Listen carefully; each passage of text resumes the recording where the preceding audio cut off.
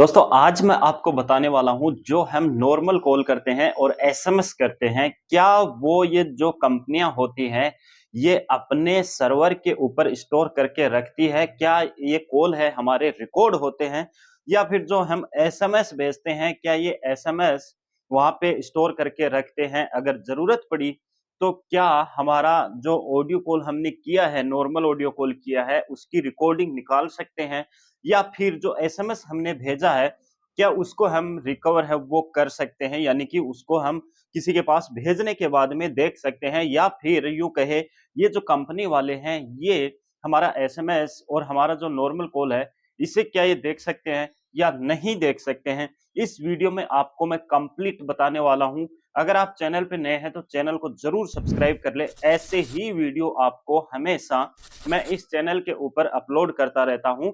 चलिए वीडियो को शुरू करते हैं और बात करते हैं कि जो हमारा नॉर्मल कॉल है और जो एसएमएस है, क्या ये रिकॉर्ड होते हैं या नहीं होते हैं?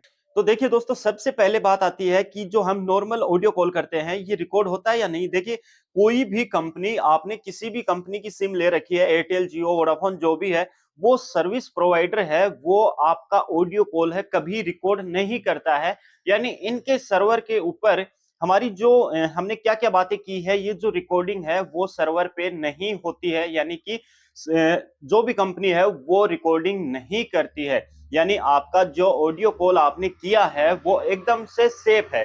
हाँ, हम हमारे पास में क्या होता है कि हम किसी के पास में कॉल करते हैं तो हम खुद उसको रिकॉर्ड कर सकते हैं, लेकिन ये जो कंपनी है इनके सर्वर के ऊपर स्टोर नहीं होता है। यानी इन कंपनियों को कोई भी ये अनुमति नहीं है कि आप किसी का कॉल है वो रिकॉर्ड कर सके।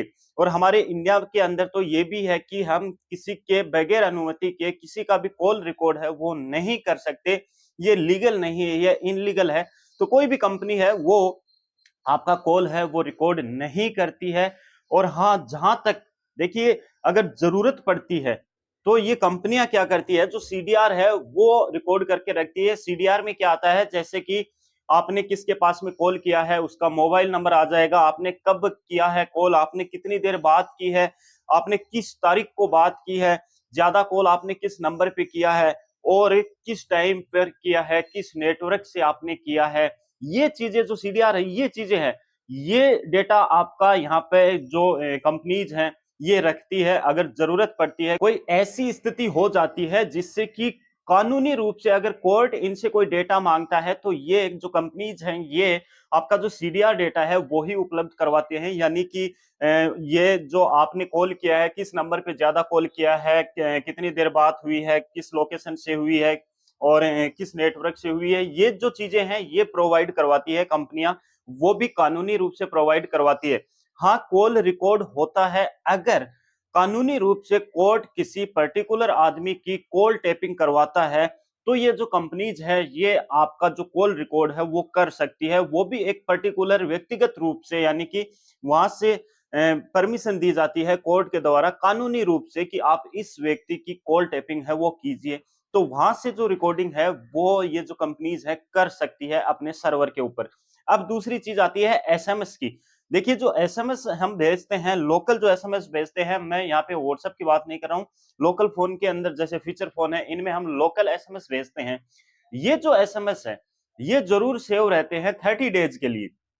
यानी कि इसमें भी कुछ ऐसी चीजें आती है जो आपका एसएमएस है वो ये सेव रखते हैं। क्यों रखते हैं? क्योंकि अगर आपने कोई एसएमएस भेजा है और वो आगे डिलीवर नहीं हुआ है तो ये जो कंपनीज है ये पुश करती है, उस मैसेज को बार बार रिट्राई करती है कि ये मैसेज है वो डिलीवर हो जाए। और ये जब डिलीवर हो जाता है तो उसके बाद में 30 डेज के बाद में ये ऑटोमेटिक आपका जो एसएमएस है वो डिलीट हो जाता है। यानी कि जो आपका एसएमएस आप भेजते हैं उनको ये जो कंपनीज है ये सेव रखती है, 30 डेज के लिए रखती है। और ये जो 30 डेज के बाद में जो आपका एसएमएस ऑटो डिलीट है वो हो जाता है, यानी आपका डेटा है वो रखती है ये कंपनी। और हाँ, जो मैंने आपको बताया है कि जो आपकी कॉल रिकॉर्डिंग का जो डेटा रखती है ये कंपनी, यानी आपने किसके पास कॉल किया, कितनी देर बात की है, ये जो आपका डेटा है ये 2 महीने के लिए रखती है कंपनी। यानी आपने जिस भी सर्विस प्रोवाइडर की आपने सिम ले रखी है, चाहे वो जियो, वोडाफोन, आइडिया, एयरटेल जो भी है, वो आपका जो कॉल ऑडियो कॉल है उसका जो डेटा है वो 2 महीने तक सेव रखती है, उसके बाद में वो भी ऑटो डिलीट है वो हो जाता है। तो दोस्तों ये था वीडियो, आपको कैसा लगा? अगर वीडियो आपको अच्छा लगा तो वीडियो को लाइक कीजिए, शेयर कीजिए अपने दोस्तों के पास में। आप चैनल पे नए हैं तो चैनल को भी सब्सक्राइब कर लें। ऐसे ही वीडियो इस चैनल के ऊपर हमेशा मैं आपके लिए अपलोड करता रहता हूँ। अगला वीडियो आपको किस टॉपिक पे चाहिए नीचे कमेंट कर दीजिए। मैं जो अगला वीडियो बनाऊँगा वो आपका जो टॉपिक आपने बताया है उसके ऊपर बना दूँगा। और कोई सवाल है तो पूछ लीजिए, यानी संडे को हम कमेंट वीडियो बनाते हैं तो उसमें आपका जो सवाल है वो पिक करके आपका जो आंसर है वो मैं कर दूँगा। तो दोस्तों मिलते हैं एक और नेक्स्ट वीडियो में, तब तक के लिए बाय एंड टेक केयर। जय हिंद, जय भारत।